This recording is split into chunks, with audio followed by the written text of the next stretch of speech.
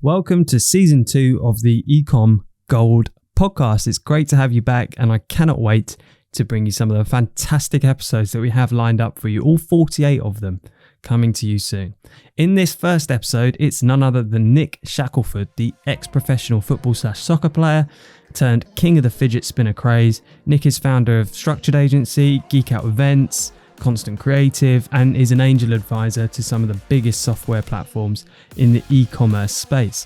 He made a small fortune riding the fidget spinner wave and then moved into a senior role at the renowned Common Thread Collective before going out and founding his own businesses. He's an icon of the e-commerce space and altogether a great guy. In this episode, we discuss our thoughts and feelings and recap a bit of 2022 and some predictions for 2023. E-commerce Gold is brought to you by Rewind. Accidents happen. Maybe you installed an app and it messed up your theme, or a store collaborator deleted product images by mistake. It's a common myth that Shopify has a backup that you can use when something goes wrong with your store. The fact is they don't. That's untrue. That myth is busted. So what do? You use Rewind to equip your Shopify store with automated backups. Rewind should be the first app you install to protect your store against human error, misbehaving apps, or collaborators gone bad. It's like having your very own magic undo button. It's trusted by over 100,000 businesses, from side hustles to the biggest online retailers like Nick's, Lord & Taylor, and Moomin. It's even a Shopify Plus certified app. Best of all, visit rewind.com/e-commerce gold and get your first month for absolutely nothing, free on us. Nick, thank you so much for joining us on the eCom Gold podcast today. How are you, sir? I'm fantastic. Dude, as soon as you hit me up, I was like, first off, finally I gotta get on. Second off, you have to keep the beards you have to keep them together. And now I don't have the epic cheddar that you have on the top of the head, but I'm super stoked to be here. I felt like as soon as you reached out, I was like, okay, this is gonna be a hell of a conversation, so I'm excited to jam with you. Give us some insight. Who are you and what do you do? So my name is Nick Shackelford. I've been doing this for about 10 years. This will be my 10th year in. 31. No, I'm kidding. I'm 32. I actually realized this year, and I was filling out for jury duty, and I've been telling everybody I'm 31, and it like spit out my age, and I couldn't touch it. I was 32. I was like, wow, I've been lying to everybody. So I'm 32. Didn't realize that until now. I've been in this, as I alluded to. I played professional soccer until I realized I wasn't going to make any money, because America doesn't give a shit about soccer, especially back in 2017 and 2018. And so I got very, very, very lucky. My co-founder on what I call the mothership, structured agency. We launched the fidget spinner trend really early, and we were probably the earliest people to move away from just being a fidget spinner to like calling it Fidgetly, which is like the brand that we chose to launch it under. This got us into Best Buy. This got us into Bed Bath & Beyond. We did it right. Like, we did what we thought we should have done, minus one fatal mistake, which is partner with an older gentleman that was going to guide us to how to do this. Well, what this meant was, if they were going to guide us into one direction, we gave up too much of the ownership of the company. Everybody's the same song and dance that everybody has. He took too much. We didn't know what we were doing at the time. We made some money, and then I go, cool, what am I really good at? Because now it just pissed me off, basically. And so I actually dove right into where my co-founder went product route, and he went into build his own couple things.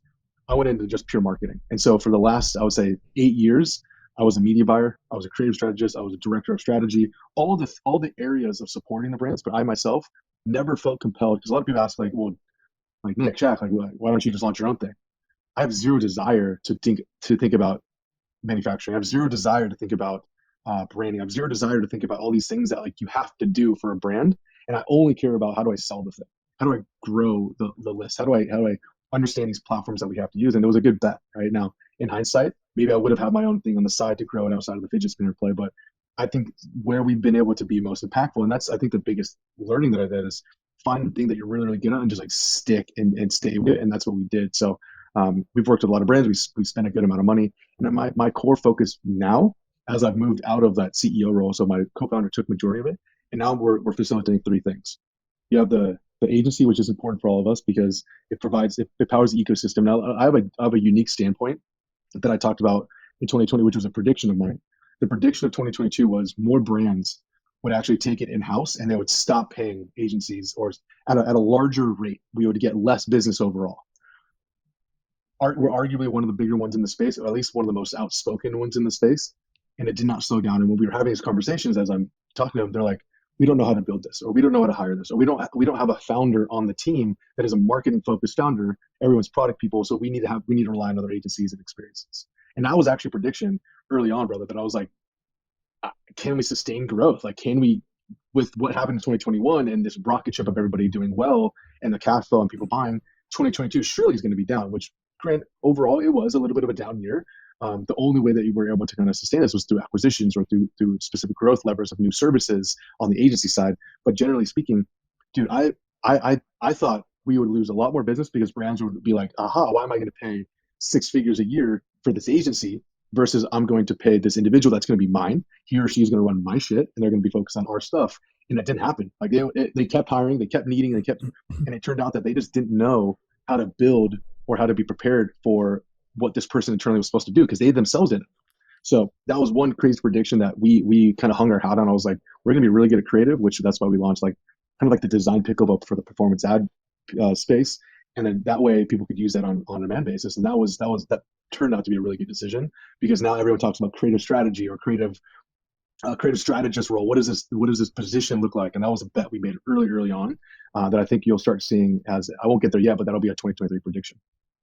Where these companies have bloated their internal teams with necessary, but also possibly unnecessary hires, and how that's going to play out. Because I think what we'll see is in some of these companies, people trying to justify their jobs over performance of the company, especially in some of those hires. And I don't know how that plays out internally at their business, but I know how that plays out in agency land, because in agency land you always get the stick. You're the one to blame because no one's going to hold their own hand up.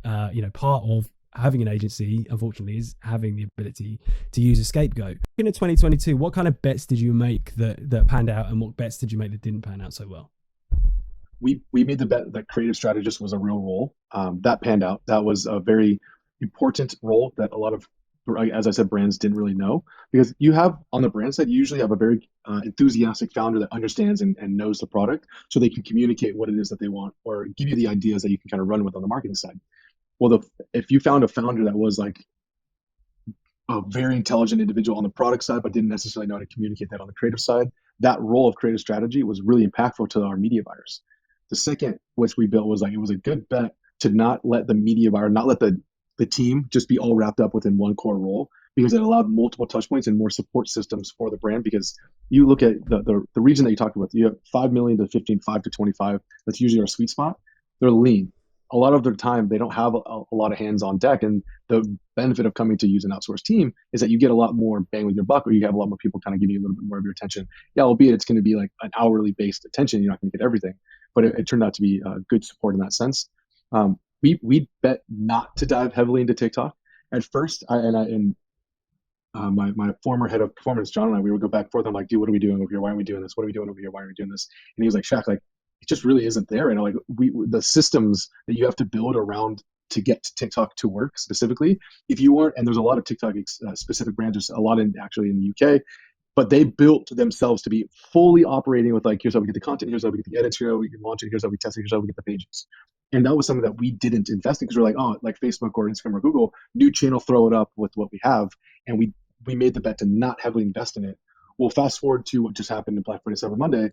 You look through the Twitter, you look through our clients, you look through our brands, such a small amount of spend actually was able to be used or got through on TikTok that I'm like, thank God we didn't spend all of our time and effort building on programs or profiles over here, because we couldn't get it to work. Now, I think there are brands that have figured it out, but that turnaround time of getting content, getting it shot, getting it edited seems like it's actually more beneficial to the in-house team where it is get it from the out-house team.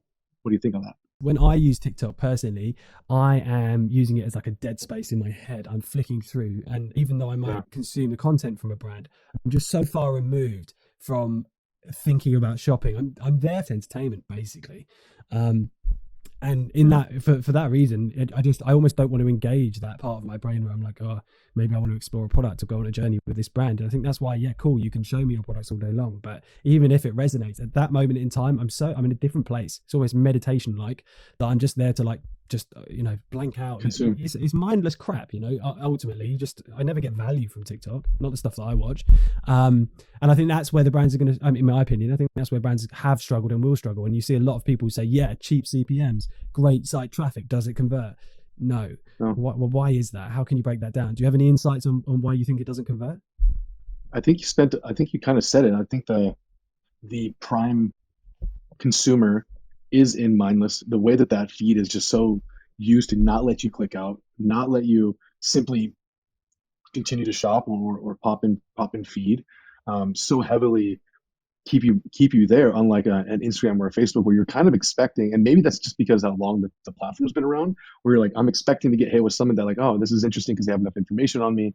But I think you summed it up better than I could have summed that, which was you're there mindlessly. I don't consume it anymore. I got hooked on it and I was like, there's no way I can do this right now. I'm very intentional, which we'll probably get into. I'm very intentional with the time I spend on my platforms because I look at it as business. Like I don't look at me going on Instagram because I'm going to go discover, find something different. I'm looking at going like, where have I spent my time? Where can I get my responses? Where can I get my engagement? Yes, I'm going to be authentic to it, but there's a rhyme and a reason to every place I'm on and what I'm sharing and why I'm sharing it. And it's very strategic and planned out across the month, which I think as a personal brand, as well as some of the things to sell, very important that you do, because even as a brand, like you can only invest so much time and effort in one direction. And I think if I were to tie back into a bet that I made was Facebook is not dead. Like I made had a course that I like put my heart and soul into, and it launched in I think it was like early 2021, and then all of a sudden the update came, and everyone was like, "This is irrelevant." I was like, "Look, the reason why it's not irrelevant, yes, the dashboards and the platform and the metrics and the reading might be different, but the overall how these campaigns are structured, how you need to be looking at ads, and how you be looking at where you go from here, where you should be like building routines for yourself, that'll never change. And Facebook didn't go away. If anything, and a lot of the reports came in because Black Friday Cyber Monday was very fresh in our mind. We're doing quarterly reviews looking back on it. A lot of the brands put more money in the FBIG than anything. And that was a bet that I knew was going to happen. Now, did I expect the rise of attribution tools to the extent? Probably not. Did I think the debate was going to be as intense? Probably did not. But it is still a core piece of where people are moving, even into 2023. I'll come back and say it again. A core prediction is people are going to realize that TikTok is not where you should be spending majority of your time, especially if what the sanctions are happening in the states on a governmental level, on a local state level. They're looking to ban and get this off of the majority of the devices. This is already started by Trump way back when. If this is going to happen again, that's a huge fear. Like how are you a brand and you're thinking to yourself, where am I putting my ad dollars this year? And you start reading articles of like TikTok's this, TikTok this.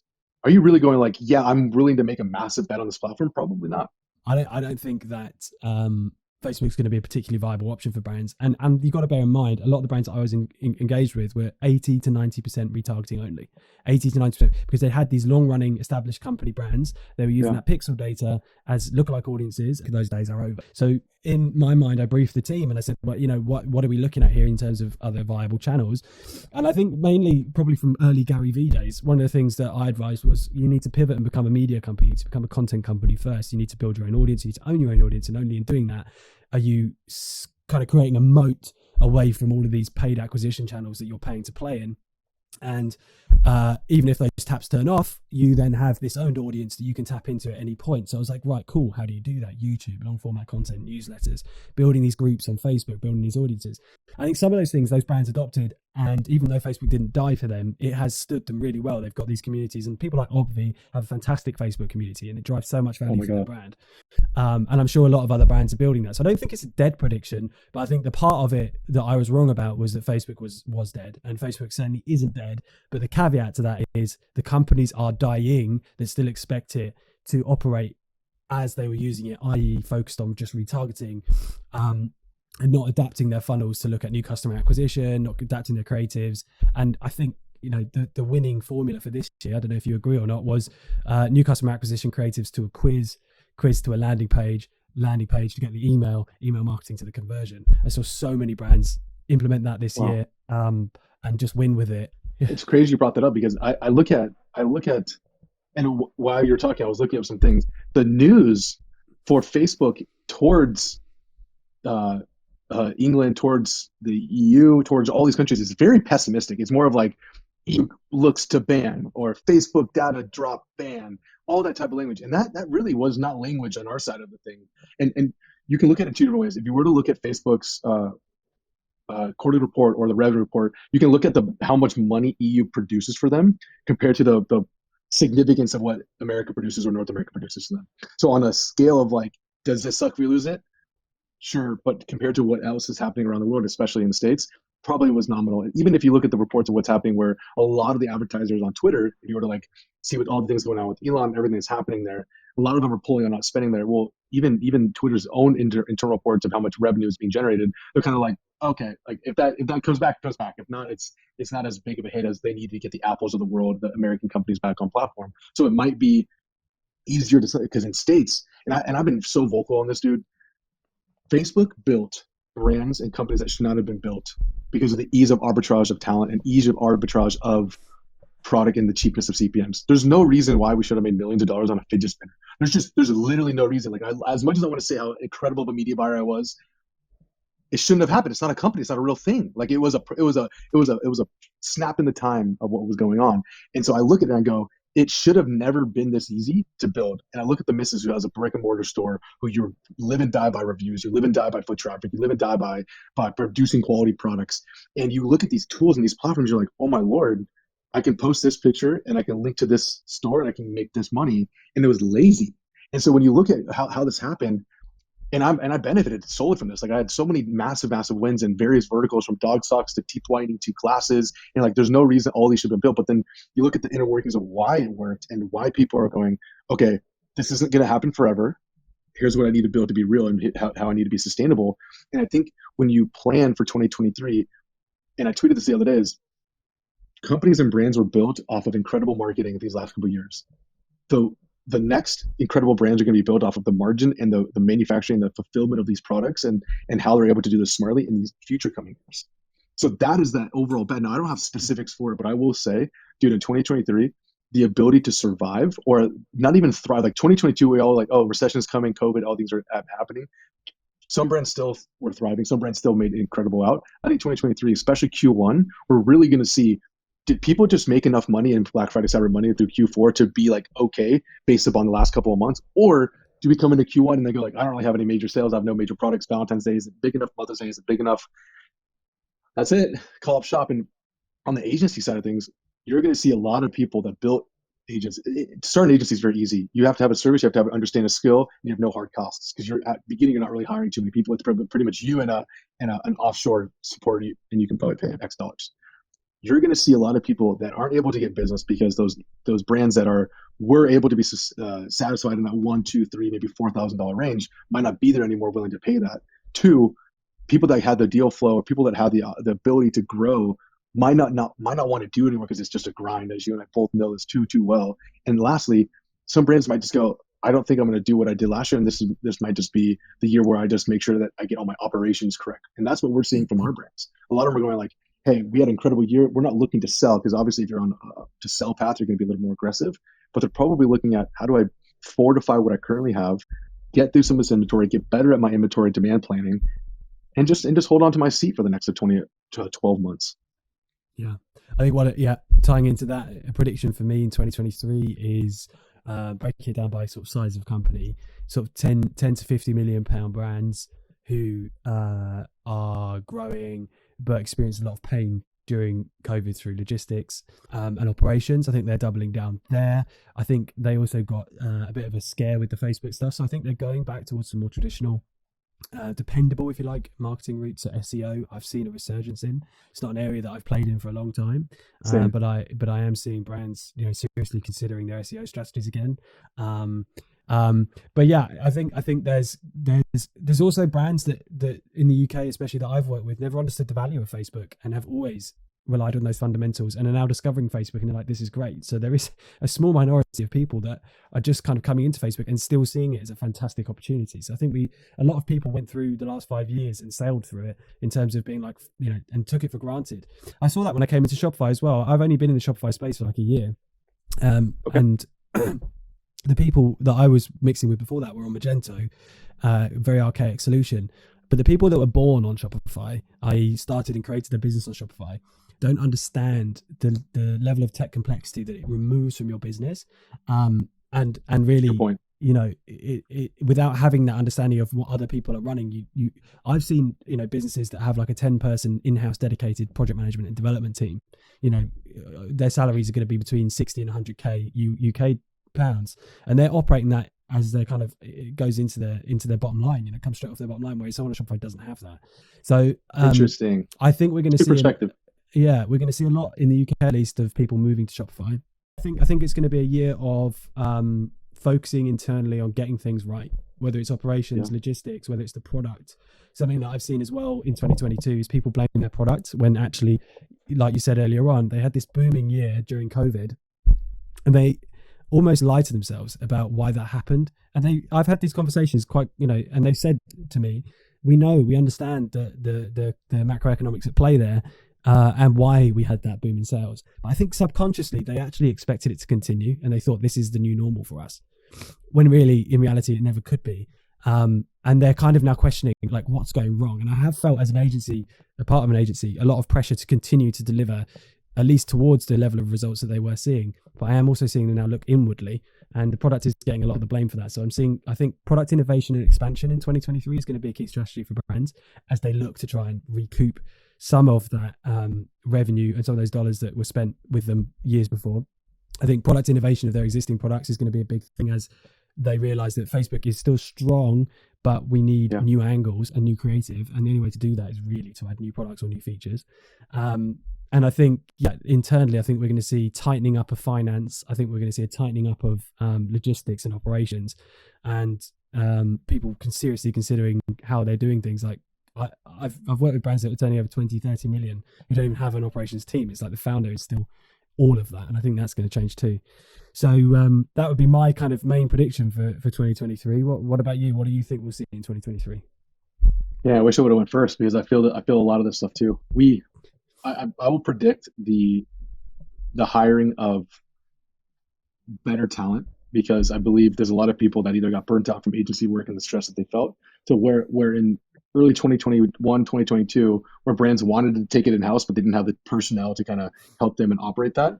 I think you're going to start seeing a lot of this segmentation of people looking to work with brands that don't necessarily have to be full-time employees, but they have incredible talent, incredible skills, and they'll be able to plug in and supply and fix a need for brands, which is that creative element, which is that content element. That was one piece that never stops, right? Like a lot of these newer people to the space of paid media or growth outside of Google's a product feed, but a lot of these acquisition channels, people underestimate how much content you actually need here. Well, the only way you get that is by someone producing it or someone editing or creating it.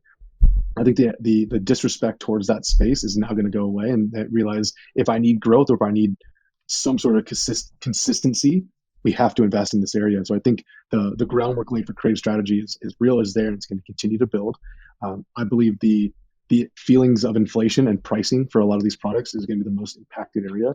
We didn't really get that a lot in 2022 because people, and especially in America, Americans love credit. Like if you followed a lot of the banking statements from J.P. Morgan, Chase, even Wells Fargo, some of the Bank of America, you look at the discretionary savings accounts and the reduction there, but yet the higher usage of credit cards, and a lot of them reported independently, a lot of reported differently, but majority of them it's still up.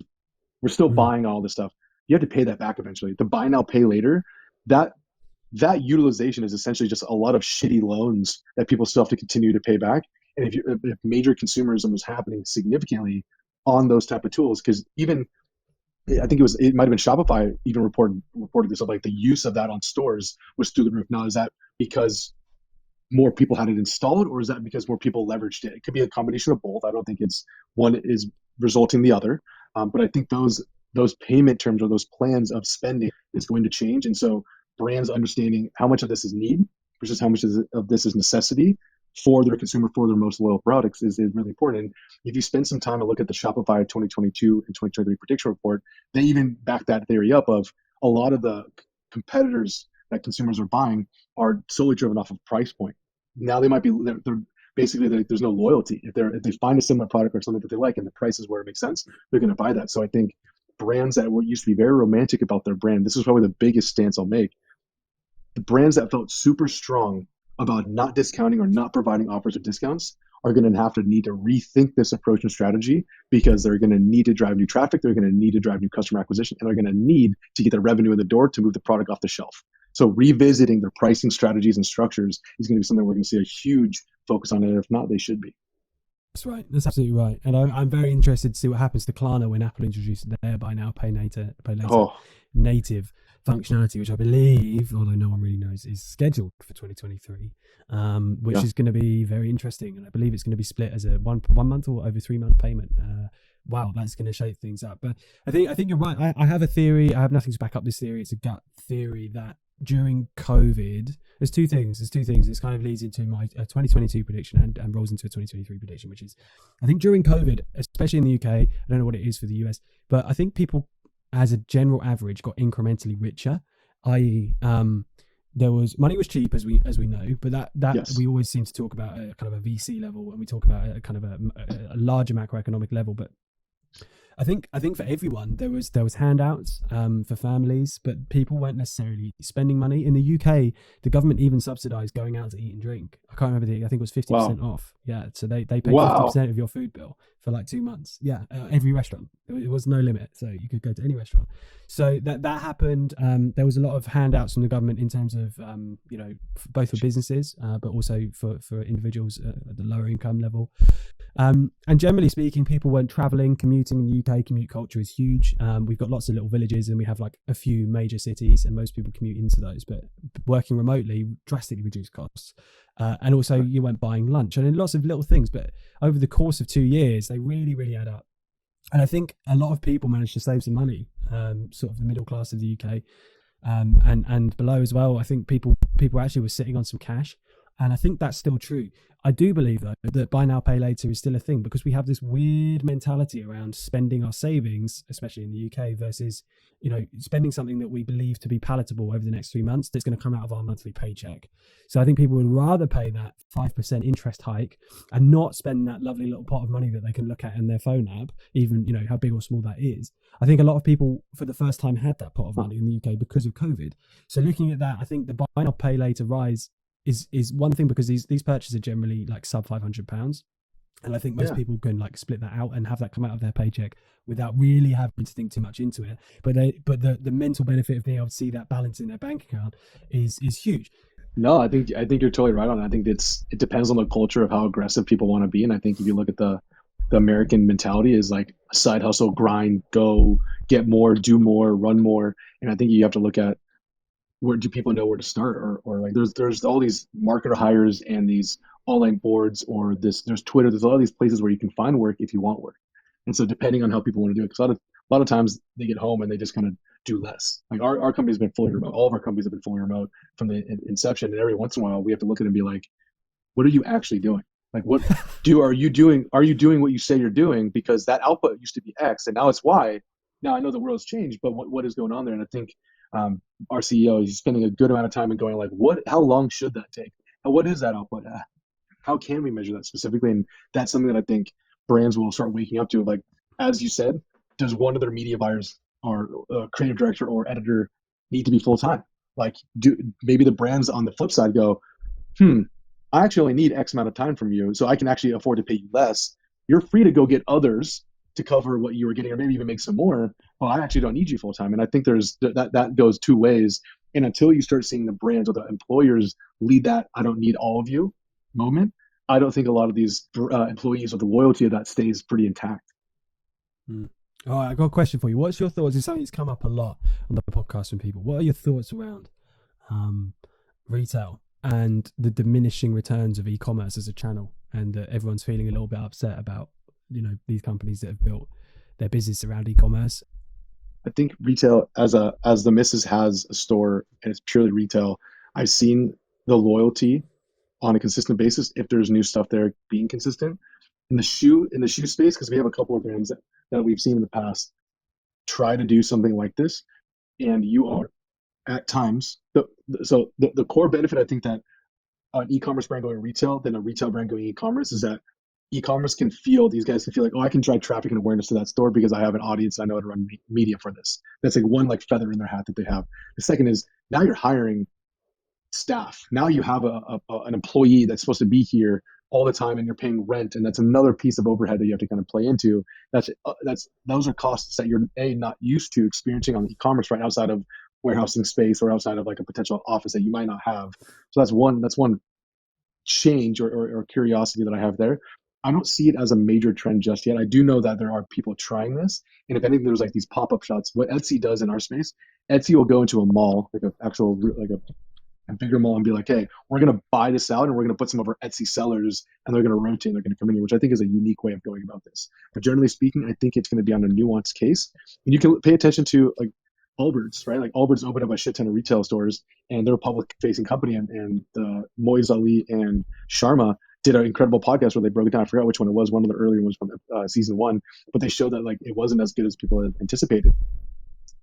Yeah, for sure. I completely agree with that. And when one of the conversations I have with myself, because I have no one else to talk to about this stuff, is when I'm looking at brands that I like. So take Alpha Leap, for example, and I look at what he's doing, which is Christian Guzman. And he built content first brand, i.e. he was one of the kind of original YouTube fitness superstars. And from that built an audience, and from that audience leveraged it into a brand. Anyway, fast forwarding, he's just completed a place called Alpha Land in Texas, which is what I can only describe as a destination. Oh, it's a gym. Yeah. So he has Alpha Elite, which is a men's and women's fitness apparel brand that does very, very well. And he now has Alpha Land. And what Alpha Land is a mall, it is a gym, and it is a studio. And when I say studio, I mean a content studio, because the way he has approached retail is from an organic perspective as a content creator. He understands the symbiotic relationship between great content, building an audience, and sales of your product. And he has built a gym which is experience based, i.e. his customers can literally go there. There's a hotel on site. International people can fly in, can stay and feel the brand, literally the heartbeat of the brand. He's training in that gym. The people you see in his content are in that gym. But then in addition to that, he has got a retail outlet, not just his stuff. He has his girlfriend's stuff. He has his friend's stuff. It is a mall, but it's a mall around the culture of fitness. And then he also has his content shot there daily, documenting building the brand, documenting building the gym. His brand, his business is a culture, very much a lifestyle culture that can be experienced by the customer. So he is thinking about it in so many different dimensions, and all of this is organic. He doesn't sit down and think about this stuff, or maybe he does, but all of that is organic. And I feel like that is a really great evolution of what a future brand might look like, where you're building tactical experiences that people can not only shop from as a retail store, but can experience and come to for other reasons. And the retail part of that is just one of three aspects. And I talked to Sean at Kuru about this. Obviously, they've got their rehabilitation shoes primarily. And I said, well, why don't you build a rehabilitation center and have a shop next to it? Why don't you build, and that then becomes where you can create content. That becomes where you can have people come in, experience the brand and get treatments, but also where they can shop. And I feel like these kind of experience-led retail experiences, because malls are dead or dying, especially in the UK. No one really goes to malls anymore. If you do, it's usually seasonal. Or for the food outlets, and there are more foreclosed shops in our malls now than there are open ones. But if you started to pivot that into more retail experience based, I feel like that is a place where you can win, because you can siphon off some of those costs towards, okay, well, this is where we produce all our content. Oh, okay, this is where we actually deliver customer experiences. And I think pop-ups are a great middle ground. In the UK, we've got people like George Heaton, we've got people from Represent, we've got people who are at Gymshark were doing pop-ups as well, where they're just getting into places like Soho House and again creating an experience. They're often not doing a pop-up in a store, they're doing a pop-up at a running track, and like you said, Etsy, bringing people to more and doing that rotation. You can really feel and experience the brand. So I feel like retail might take a step forward, and I feel like the people that execute retail well are going to be the ones that build experiences out of retail. That's my prediction for 23. And then for wholesale, which is what I want to ask you about, I saw today Ron from Obvi was having a meeting at Walmart. He posted on his Twitter. I hope that went well for you, Ron. But that's a really clear indicator to me, because he's so strong in e-commerce, that channel diversification is a thing that people are considering. And does that mean that more people are knocking at these wholesalers' doors and therefore they have more buying power? In the States, I know that's a much bigger thing. I don't think it's a wholesale thing. I think it's more like you say wholesale, we say marketplace. Right. So it's the same approach of like, how many channels can I add in as a sales tactic or sales play here? And in times of recession, in times of trouble, oftentimes the Walmarts of the world, of the Amazons of the space, they're going to be value and detail and value and discount shopping. And so it's a hedge, right? Like he's not breaking into Target. Target's a different approach, right? Target's a different consumer base.